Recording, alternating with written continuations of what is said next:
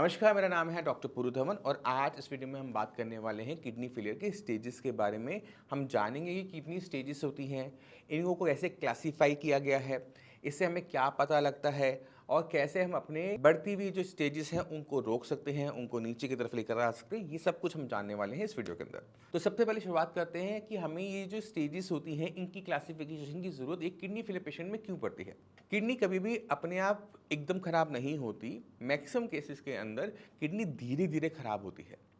अब जब धीरे धीरे खराब हो रही है तो उसकी कोई ना कोई स्टेज बता देते हैं, तो ये पहचानना आसान हो जाता है कि ये पेशेंट किस कैटेगरी का है और इस पेशेंट को कितने ध्यान की ज़रूरत है, इसका खाना पीना कैसा होना चाहिए और उसे किस चीज़ों का ध्यान रखना चाहिए और पिछले साल क्या स्टेज थी, इस साल क्या स्टेज है, उससे आइडिया लग जाता है कि पेशेंट की कंडीशन सही हो रही है या फिर खराब हो रही है। तो ये तो आपको समझ में आ गया।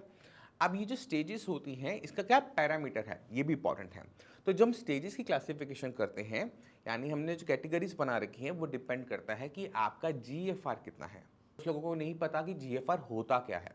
तो जीएफआर जो है वो ग्लोमेरुलर फिल्ट्रेशन रेट है, यानी वो स्पीड जिस स्पीड से आपकी किडनी खून को साफ करके यूरिन को बनाते हुए गंदगी को बाहर निकालती है। ये तो समझ में आ गया, स्पीड किस स्पीड से वो काम कर रही है। अब ये जो जीएफआर है ये निकाला कैसे जाता है, ये भी बहुत इंपॉर्टेंट है। तो जीएफआर का कोई अलग से टेस्ट नहीं होता। जब आप अपना ब्लड का सैंपल देकर आते हो तो उसमें किटनिन की वैल्यू आती है। किटनिन हमारा 4.5 है, 5 है, कोई भी फिगर आ रही है। अब आपकी उम्र भी है, तो आपकी एज और आपका किटनिन लेवल को इक्वेशन में डाला जाता है और आपका जीएफआर की वैल्यू निकल कर आती है। इसको हम बोलते हैं ईजीएफआर, यानी एस्टिमेटेड जीएफआर। ये एक्चुअल जीएफआर नहीं है, ये एस्टिमेशन है कि हम ओके ठीक है, ये पेशेंट की इतना जीएफआर होगा। अब ये जो ईजीएफआर है इसकी हेल्प से हम कैटेगराइज कर रहे हैं पेशेंट को 5 ग्रुपों के अंदर, stage 1, stage 2, stage 3, stage 4 and stage 5। अगर किटनिन लेवल आपका बड़ा नहीं है, यूरिन में प्रोटीन आ रहा है ना, तो हम इसको स्टेज 1 कहते हैं। यानी किडनी खराब होनी अभी अभी शुरू हुई है, अभी पूरी खराब नहीं हुई है। यूरिन में प्रोटीन आ रहा है जो ये बता रहा है कि कुछ ना कुछ किडनी के साथ गलत हो रहा है, थोड़ा बहुत शुरुआत हो गई है बट वो अभी हुआ नहीं। तो ये होती है स्टेज 1। इंपॉर्टेंट क्वेश्चन ये उठता है कि स्टेज 1 में जीएफआर कितना होता है। तो स्टेज 1 में जो जीएफआर है वो 90 प्लस होता है।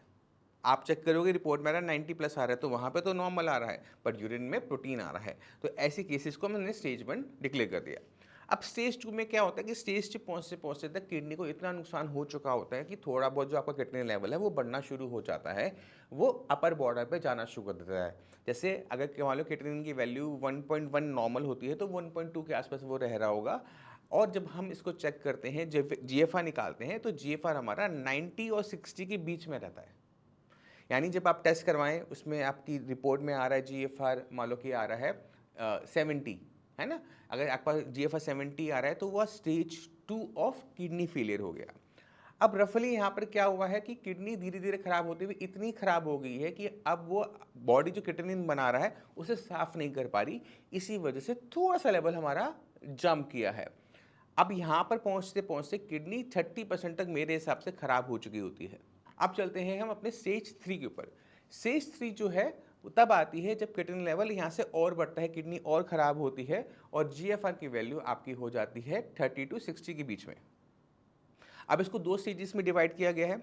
एक है कि 60 टू 45, यानी 45 टू 60 की एक रेंज बना दी गई है, एक 45 टू 30 तक की एक रेंज बना दी गई है। तो इसको हम 3A और 3B भी कहते हैं। अब ये जो कैटेगरी है यहाँ पर किडनी लेवल 2, 3, 4 के आसपास किसी न किसी का पहुँच जाता है और यहाँ पर हमें जो किडनी की डैमेज है वो 50% प्लस में जाना शुरू कर देता है। तो अगर आपकी रिपोर्ट के अंदर जीएफआर की वैल्यू 30 और 15 के बीच में आ रही है तो वो स्टेज 4 हो जाता है। स्टेज 4 के अंदर जो किटनिन लेवल है वो और थोड़ा सा इंक्रीज होते हुए 4-5 के आसपास हमें देखने को मिलता है और यहाँ पे प्रोटीन लॉस भी हो रहा है और यहीं पर जाके पेशेंट को अक्सर सिम्टम भी नज़र आने शुरू होते हैं। 3 और 4 की स्टेज पे ही जाकर पेशेंट को पता लगेगा कि हाँ मेरे साथ कुछ गलत हो रहा है। अब वो क्या महसूस कर सकता है, मान लो वो वीकनेस महसूस कर रहा है। वीकनेस क्यों महसूस कर रहा है, क्योंकि उसकी बॉडी में ब्लड नहीं बन पा रहा है, या फिर उसको हो सकता है कि सांस फूलने की दिक्कत आ रही हो सकता है कि इसे भूख लगनी बंद हो जाए, हो सकता है कि इसे खुजली होनी शुरू हो जाए किडनी की वजह से। तो जब पेशेंट को दिक्कत महसूस होगी तभी तो वो डॉक्टर के पास जाएगा। अब जब तक स्टेज 3 नहीं लगी तब तक पेशेंट को महसूस ही नहीं हुआ कि कुछ गलत हो रहा है। अब कुछ लोग सेंसिटिव होते हैं, उनको जल्दी पता लग जाता है। कुछ लोग होते हैं पहलवान की तरह हार्ड होते हैं, उनको लेट से पता लगता है।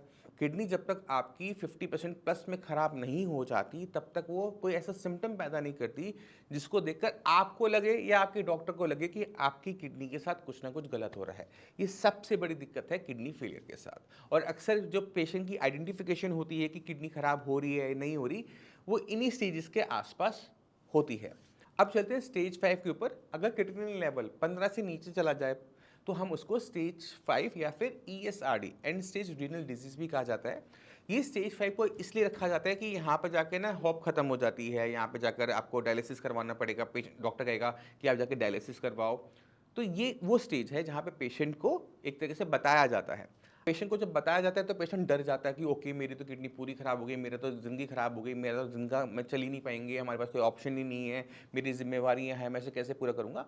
वो अलग टाइप की दिक्कतों में और भी उलझ जाता है किडनी के अलावा भी। अब सवाल है कि हमारे पास क्या क्या अप्रोच है कि किस तरह से हम अपने GFR को बढ़ाएं, क्रिएटिनिन को कम करें और अपनी हेल्थ को मेंटेन करें। तो शुरुआत में समझने की ज़रूरत है कि किडनी जब भी खराब हुई थी वो कभी अपने आप खराब नहीं हुई थी। कुछ ना कुछ तो ऐसा था जो किडनी को नुकसान पहुंचा रहा था, चाहे वो BP था, चाहे वो शुगर था, चाहे जो मर्जी था। अगर आप अपने BP, शुगर जैसी चीज़ों को, मामूली चीज़ों को अगर आप कंट्रोल में कर लेते हो, खुद से पूछ के देखो या डॉक्टर से पूछ के देखना कि क्या आपके क्रिएटिनिन लेवल और बढ़ना रहेंगे, वो रुक जाएंगे। जब आपकी बॉडी में अंदर और नया नुकसान नहीं हो रहा तो भरपाई हो पाएगी। दोनों काम साथ साथ तो हो नहीं सकते। तो आप अपनी बॉडी को समझो कि आपकी बॉडी के पास हीलिंग पावर्स होती हैं। आपके घर में आपकी कोई किसी चोट लगती है, हड्डी टूटती है, जख्म अपने आप भरता है। हम पट्टी कर सकते हैं, हम प्लास्टर कर सकते हैं, बट हड्डी जोड़ने वाला काम तो खुद बॉडी अपने आप करती है ना। तो इसी तरह से हमारे हर ऑर्गन के पास, हर एक शरीर के पार्ट के पास एक अपनी पावर है। हमारा लीवर पूरा रीजनरेट कर जाता है, हमारी किडनी रीजनरेट नहीं कर सकती, बट उसके पास खूबी है अपने फंक्शंस को बढ़ा लेने की। एक किडनी अगर मान लो किसी भी कारण से देनी पड़ती है, ये खराब हो जाती है, दूसरी किडनी अपने साइज को बड़ा कर लेती है। क्यों बड़ा कर लेती है? वो अपने अपने साइज को बड़ा करके किडनी की फंक्शनिंग को बढ़ाकर क्रिएटिनिन लेवल तक को नहीं बढ़ने देती, जबकि दो में से वो एक हो गई है। ये किडनी की खूबी है अपने फंक्शन को संभालने की। अक्सर दोनों किडनी खराब हो रही होती है पेशेंट में, तो वहाँ पर हमें क्या अप्रोच लेनी चाहिए? तो वहाँ पर हमारी अप्रोच बहुत सिंपल होनी चाहिए। पहली चीज़, आपने उस कारण को निकालना है जो आपकी किडनी को यहाँ तक लेकर आया। अगर आपके शरीर में वो दुश्मन अभी भी बैठा हुआ है जो आपकी किडनी को नुकसान पहुंचाएगा, तो आप जितनी मर्जी कोशिश कर लो, आप अपनी किडनी को नहीं बचा पाओगे, किडनी को नहीं रोक पाओगे, वो बढ़ता ही रहेगा। तो पहला काम, BP शुगर को हर किसी कीमत पर कंट्रोल में लेकर आना पड़े, चाहे सीधा लटकना पड़े चाहे उल्टा लटकना पड़े। BP शुगर तो नॉर्मल चाहिए तो चाहिए तो चाहिए, काम खत्म। जिद वहाँ चलती है, वहाँ प्यार से काम नहीं बनता है, क्योंकि BP वाले पेशेंट के अंदर BP किडनी ही बढ़ा रही है, किडनी की वजह से ही बढ़ रहा है। और जैसे BP और बढ़ता है किडनी को और नुकसान होता है। तो वहाँ पर हमें उस साइकिल को तोड़ना पड़ता है, BP को हर कीमत में कंट्रोल में लेकर आना पड़ता है। तो यहाँ पर अब बॉडी अपने आप को हील अप करना स्टार्ट करती है, अपने फंक्शंस को बढ़ाने की कोशिश करनी शुरू करती है। इसको थोड़ा सा हाथ लगाना पड़ता है और किडनी को थोड़ा सा पुश करना पड़ता है। वो काम ज़रूर मेडिसिन करती है, मगर मैक्सिमम काम तो आपका BP शुगर कंट्रोल करने से हो जाता है। ठीक है, तो ये काम अचीव हो गया। दूसरी चीज़, परहेज इतना मत करना कि शरीर खराब कर लो। अक्सर पेशेंट ना जब भी आते हैं, उनका खाना पीना इतना टाइट कर चुके होते हैं, या तो टिंडा खा रहे हैं, खाने में दिन में 2 रोटी खा रहे हैं, परहेज कहने के लिए परहेज कर रहे हैं, बॉडी वीक हो रही है। तो वीक बॉडी के अंदर एक हेल्दी किडनी नहीं रह सकती। एक वीक बॉडी के अंदर एक वीक किडनी ही रहेगी। अब किडनी को नुकसान हो रहा है, उसको ताकत देनी है कि तू काम कर, कैसे दोगे? आप तो खाना खा ही नहीं रहे हो।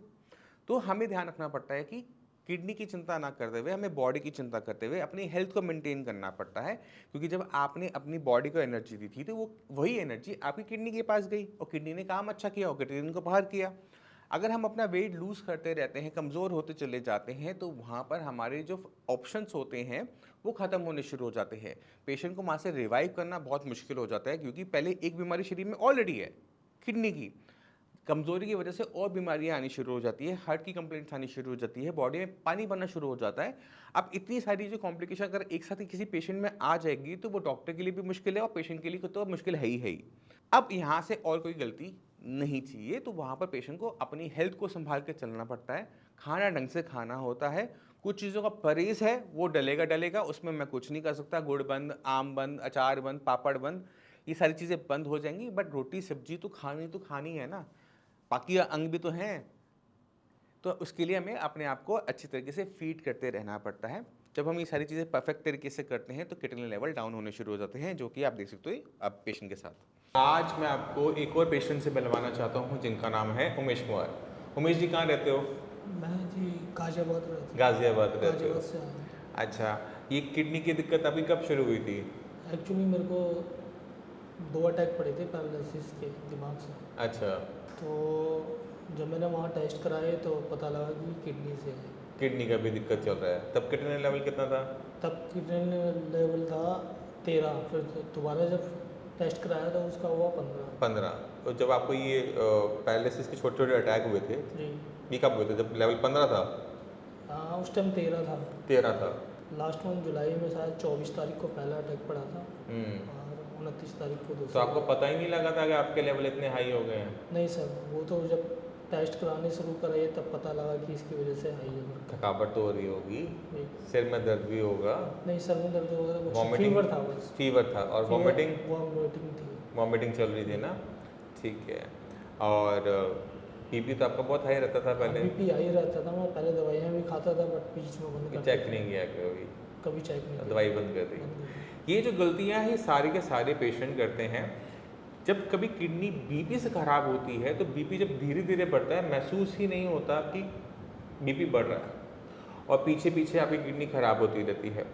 जब खून बहुत ज़्यादा गंदा हो जाता है तब जाके वो सिम्टम पैदा करता है, और जो ये सिम्टम होते हैं ये हर पेशेंट में अलग अलग आते हैं। जैसे आपके अंदर क्या हुआ कि आपको छोटे छोटे अटैक हुए, जी। लकवे के छोटे छोटे अटैक हुए जो अपने आप में ठीक भी हो गए। वो इसलिए हो रहे थे क्योंकि खून बहुत गंदा चल रहा था, दिमाग के अंदर जो खून जा रहा था वो भी गंदा जा रहा था, इस वजह से आपको आ रहे थे। अब जब आपकी अल्ट्रासाउंड की रिपोर्ट में हम देखें तो किडनी दोनों छोटी हो गई हैं, और किडनी छोटी कौन करती है ये आपको बहुत अच्छे तरीके से पता है। किडनी छोटी होने के पीछे कारण होता है, और वो है हमारा हाई ब्लड प्रेशर। अभी लेवल कितना है आपका? अभी लेवल 10 है। 10 है। कितना टाइम में आपका 15 से 10 आया? यहाँ 1 मंथ में। 1 मंथ में। तब डॉक्टर्स ने क्या बोला था क्या करवाना है? डॉक्टर दीप्ति ने ट्रीटमेंट किया था, फीवर वगैरह था, तो उन्होंने किसी दूसरे डॉक्टर को दिया था गाजियाबाद में ट्रीटमेंट गाजियाबाद देकर? में। हाँ। राजनगर में मेरा इलाज चल रहा था, उन्होंने तो डायलिसिस वगैरह के लिए बोल दिया था। बट मेरे साले की आपसे शायद बात हुई थी, अच्छा। तो उन्होंने बताया था कि आप से बात करने के बाद बोला था 15 दिन का टाइम दो। 15 दिन में ही फ़र्क को नज़र आ गया। हाँ। बट रिपोर्ट मैंने अभी कराई है।